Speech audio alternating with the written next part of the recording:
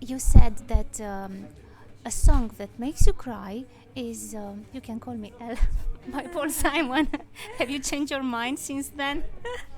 Well, it makes me both cry and dance at the same time, and I think that's my favorite emotion of all time, because then you feel like the both extreme sides of being a human being, both the happiness and the sadness, and it's nice. And since we are at people who inspire you, I know that you love Leonard Cohen, and I wonder if you would be tempted to make a cover of one of his songs, maybe? Oh yes, definitely.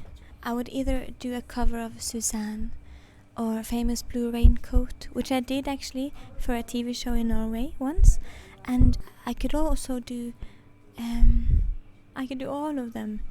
And I also love Thank You for the Dance. And also, I love every single song. I think I would like to do like a whole album, maybe, of like 15 songs, because I couldn't possibly choose one. Sisters of Mercy, I love also, and The Partisan, I love. It's beautiful. Oh, so many beautiful songs. It's a good way to keep his art even more eternal than it already is, of course, but to kind of remind the younger generation of what a great mind he had, what a great man he was. Your second latest studio album is a different kind of human. What sort of human? Well, I think I do spend a lot of time trying to make music and words that can reach out to the people that are a bit lost. And if you look closely at people, you notice that it's not so rare to be lost. And it's not even rare to feel different. I think we all feel a bit different. But we think we're alone, but we're not. So, A Different Kind of Human is kind of a song for me. I just want to tell people that it's okay if they feel a bit left out in this world, because we can find a family within each other, within all the warriors and weirdos around the world.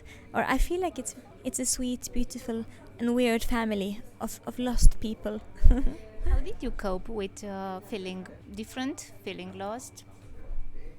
I found it a bit harder when I was younger, but with time I grew to understand that it's quite a beautiful thing, and it's nice sometimes to sit a bit on the outside and look at the people and look at the way they act and are.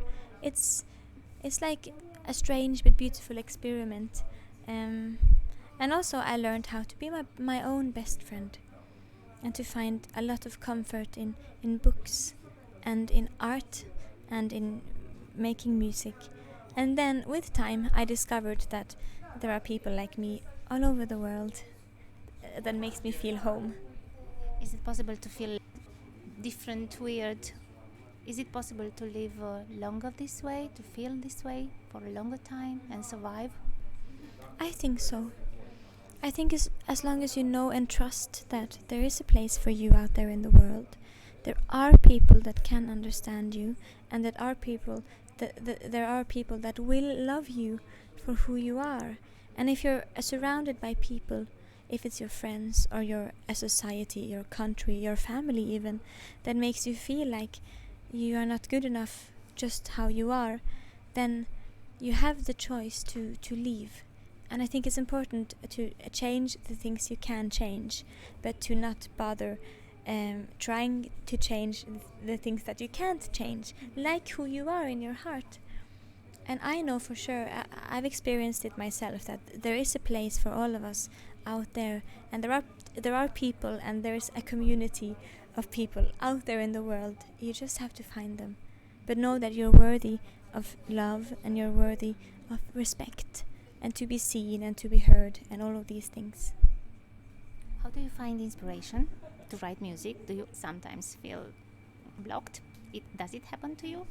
Well, yes, I guess, but I don't mind it, because when I don't feel like making music, when the music doesn't flow in me, I don't try. I just do something else. I would never try to force myself to write when I have no inspiration. Then I am just kind to myself, and I tell myself that it's okay. It's okay that I couldn't do it today. Not every day will be successful, and that's fine. and I just do something else, because sometimes I realize that I have to live a bit before I can write about it. I can't only just sit in my studio and write. I have to experience the world also, and people, because I find people very, very inspiring, because they are so complex and ugly and beautiful at the same time.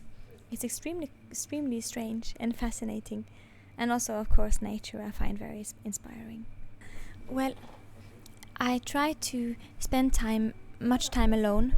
I try to climb in trees as much as I can, to not always go to bed when I should, and not always wake up when I should.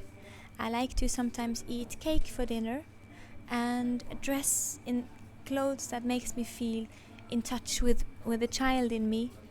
And I guess look at the world and notice the small things, like people holding hands, or small like leaves falling from the trees, or the smell of the city and food. I try to notice every small thing, because there is so much happiness in these small things.